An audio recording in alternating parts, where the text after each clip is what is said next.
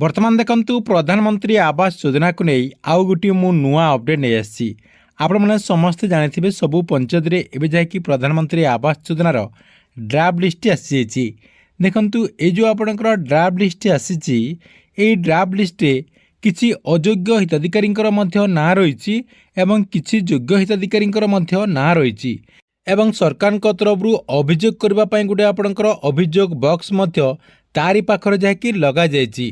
तेबे ये जो आपणकर लिस्ट आसी लिस्ट धनी श्रेणीर लोक मानकर जदि ना रही ताहले आपण माने अभियोग करि परिबे। आपण माने केमिति अभियोग करि परिबे वर्तमान जाकि सेही फॉर्म टी आसी जाइछि आपणको मु सेही फॉर्म टी मध्य देखै देबी एवं केमिति आपण माने अभियोग करिवे कोन सब लिखिबा पई पड़िबो से नै मध्य आपणको मु जणाई देबी। ता सहित देखंतु जो मानकर नाटी एई लिस्ट नाही आपण जदि योग्य अटंती तथापि आपणकर नाटी से लिस्ट नाही ताहले आपण माने क्यों फॉर्म फिलअप करिकी अभियोग करि परिबे से नै मध्य आपणको मु एई वीडियो माध्यम रे जणे देबी जहाँकि आपण माने एई वीडियोटी को शेष पर्यंत देखिला परे एई दुई अपडेट टी जानि परिबे। सेतिपई वीडियोटी को बिना स्किप करिकी शेष पर्यंत देखंतु। ता पूर्वरु वीडियो को गोटे लाइक कर दियंतु एवं जो माने चैनल टी को एजाय सब्सक्राइब करनांती चैनल टी को सब्सक्राइब कर दियंतु। आपनको मु देखे दउची जे अभियोग दरखास्त फॉर्म टी को आपण माने केमिति पूरण करिवे। देखंतु जो माने काहा नाम रे जदि अभियोग दरखास्त फॉर्म जहाँकि देवाई चाहूँगी ताहले आपण माने केमिति पूरण करेंगे। देखंतु एटी आपणकर डेस्क ग्राम पंचायत डेस्क ग्राम पाई प्रकाशित संभव तालिका डेस्क क्रमिक संख्यार स्थान रे पाइथिबा श्रीमती किंबा श्री जहार ना हेतिबो सेटा जहाँकि आपण माने एठी दे देबे। देखंतु डेस्क ग्राम पंचायत आपणकर ग्राम पंचायत ना डेस्क ग्राम पंचायत डेस्क ग्राम आपणक गाँर ना तापर आपणकर जो तालिका रही जार आपण अभियोग करेंगे जहाँ ना आप अभियोग करेंगे तांकरी क्रमिक संख्या आपणकर जो लिस्ट रही से लिस्ट आपणकर से क्रमिक संख्या रही आपड़ जाकि एठी तांकरी क्रमिक संख्या देवे देला परे देखंतु तांकरी ना एठी आपणकु लेखिबा पई पड़िबो।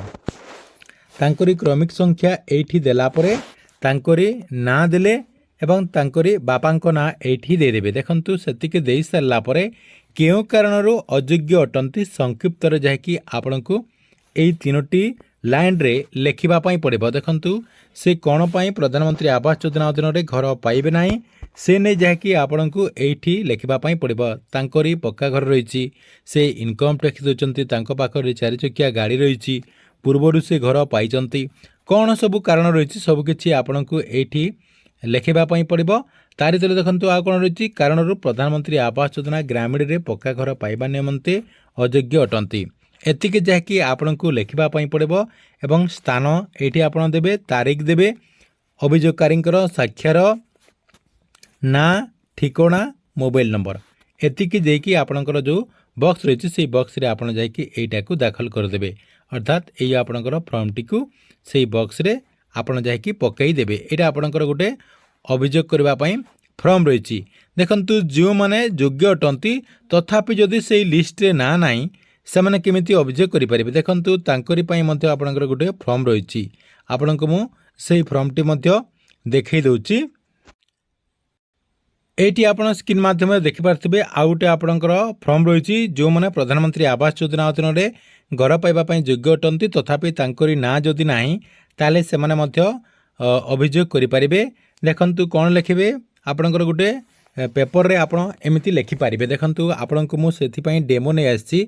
देखंतु मान्यवर वीडियो महाशया आपणकर ना आपणकर बापांको ना तारि तले आपणकर विषय रही प्रधानमंत्री आवास योजना घर जोगेबा बाबद रे आवेदन। देखंतु घर देबा पई आपणको एठी एमिति लेखिबा पई पड़िबो। तापर आपणकर देखंतु तले कोन रही महाशया विनम्र निवेदन जे आपणकर ना आपणकर साही आपणकर गाँर ना पंचायत ब्लॉक जिला रो स्थायी बासिंदा अटे एतिकी आपण पूरण कर देबे।